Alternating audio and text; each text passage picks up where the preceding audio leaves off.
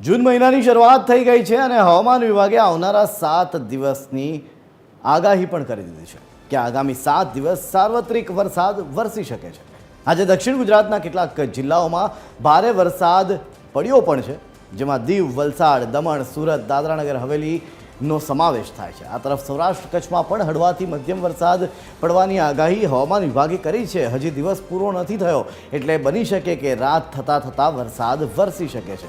ત્યારે કયા વિસ્તારોમાં આજથી લઈને આવનારા દિવસોમાં શું રહેશે પરિસ્થિતિ, એક નજર એના ઉપર પણ કરી લઈએ આપણે ગ્રાફિક્સના માધ્યમથી। તો આપ જોઈ શકો છો, આજની વાત કરીએ, આજે બનાસકાંઠા, પાટણ, મહેસાણા, સાબરકાંઠા, ગાંધીનગર, અમદાવાદ સહિત ખેડા, મહીસાગર, જો આ પંચમહાલ, એટલે કે આ જે આખો વિસ્તાર છે એની સાથે અહીં સુધી આપને જોવા મળશે કે વરસાદ વરસી રહ્યો છે। જી હા, વરસાદ વરસી શકે છે અથવા તો વરસી રહ્યો છે। છૂટો છવાયો વરસાદ, છૂટફૂટ વરસાદ હાલ પડી રહ્યો છે, જેની સાથે દક્ષિણ ગુજરાતની વાત કરવામાં આવે, દક્ષિણ ગુજરાતમાં પણ આજે વલસાડ ખાતે વરસાદ નોંધાયો છે। હવામાન વિભાગની આગાહી ક્યાંક મહદઅંશે સાચી પડી રહી છે અને આવનારા દિવસોમાં પણ કંઈક આવી જ પરિસ્થિતિનું નિર્માણ થઈ શકે છે।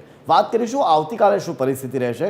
એક વખત 5 તારીખના ઉપર પણ નજર કરી લઈએ તો 5 તારીખથી આપ જોઈ શકો છો કે જે વરસાદનો મારો છે એ ક્યાંક સેટેલાઇટથી જે ઇમેજ સામે આવી રહી છે એમાં ઓછો થતો દેખાઈ રહ્યો છે, પણ હા, જે પ્રકારે હવાનું દબાણ વધ્યું છે ત્યારબાદ કદાચ આ દ્રશ્યોમાં ફેરબદલ આવી શકે છે। હવામાન વિભાગ કહી રહ્યું છે કે આવનારા 7 દિવસ સુધી વરસાદનું જોર વધશે, એટલે કે વરસાદ છૂટો છવાયો આખા રાજ્યમાં વરસી શકે છે। અને એ જ આપ જોઈ શકો છો કે આવતીકાલે પણ ગીર સોમનાથ, અમરેલી, ભાવનગર, બોટાદ, સુરેન્દ્રનગર, અમદાવાદ, મહેસાણા, ગાંધીનગર, મહીસાગર, ખેડાથી લઈને આખો દક્ષિણ ગુજરાત, આ તરફ પાટણ અને બનાસકાંઠામાં પણ વરસાદ વરસી શકે છે। હવે વાત કરીશું 6 તારીખે શું પરિસ્થિતિનું નિર્માણ થઈ શકે છે। તો આપ જોઈ શકો છો 6 તારીખે પણ એ જ તમામ જિલ્લાઓ છે કે જ્યાં વરસાદ વરસવાની આગાહી કરવામાં આવી છે।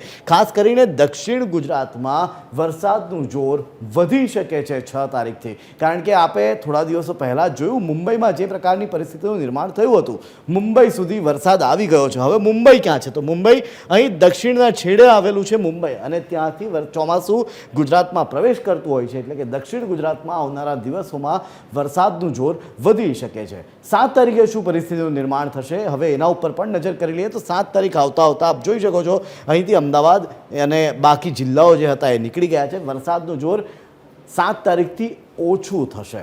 જી હા, અમરેલી, ભાવનગર, આણંદ, ખેડા, મહીસાગર, અરવલ્લી, પંચમહાલ, દાહોદ, છોટાઉદેપુર, વડોદરા, ભરૂચ, નર્મદા અને દક્ષિણ ગુજરાત, આ તમામ જિલ્લાઓમાં છૂટો છવાયો વરસાદ વરસી શકે છે, એટલે કે 7 તારીખથી ક્યાંક વરસાદનું જોર ઓછું થઈ શકે છે। હવે એક વાત નજર કરીશું 8 તારીખે શું પરિસ્થિતિનું નિર્માણ થઈ શકે છે। તો 8 તારીખે આપ જોઈ શકો છો કે ગીર સોમનાથ, અમરેલી, ભાવનગર, આણંદ, ખેડા, મહીસાગર, અરવલ્લી, પંચમહાલ, દાહોદ, વડોદરા, છોટાઉદેપુર, ભરૂચ, નર્મદા, સુરત, તાપી, નવસારી, ડાંગ અને વલસાડ, આ એ જિલ્લાઓ છે કે જ્યાં 8 તારીખે પણ અંતરિયાળ વિસ્તારોમાં છૂટો છવાયો વરસાદ વરસી શકે છે। ત્યારે આગાહીને લઈને શું કહેવું છે હવામાન વિભાગનું, હવે એક નજર એના પર પણ કરી લઈએ। इसमें हम जो साउथ दक्षिण गुजरात की जो जिला है इसमें भारी बरसात का भी आज चेतावनी है। इसमें एक अपर या साइक्लोनिक सर्कुलेशन परसिस्ट कर रहे हैं हमारा दक्षिण गुजरात की 1.5 किलोमीटर और 3.1 किलोमीटर अबव मीन सी लेवल के ऊपर। इसी के कारण हम आज भारी रेनफॉल का चेतावनी दिए हुए हैं। ये जो डिस्ट्रिक्ट का रहा है सूरत, डांग, नवसारी, वलसाड, दमन, दादरा नगर हवेली, इसमें भारी बरसात की चेतावनी है।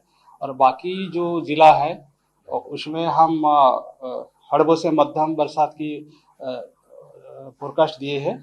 इसमें आपका जो सौराष्ट्र कच्छ में भी है और जो गुजरात के क्षेत्र है। તો કુદરતી આપત્તિથી થતા નુકસાન સહાયમાં પણ વધારો કરવામાં આવ્યો છે। મહેસૂલ વિભાગે મહત્તમ સહાય મર્યાદા 2 લાખ કરી દીધી છે। પર્વતીય ક્ષેત્રમાં મકાન નુકસાન માટે મહત્તમ સહાય મર્યાદા રૂપિયા 2 લાખ કરાઈ છે।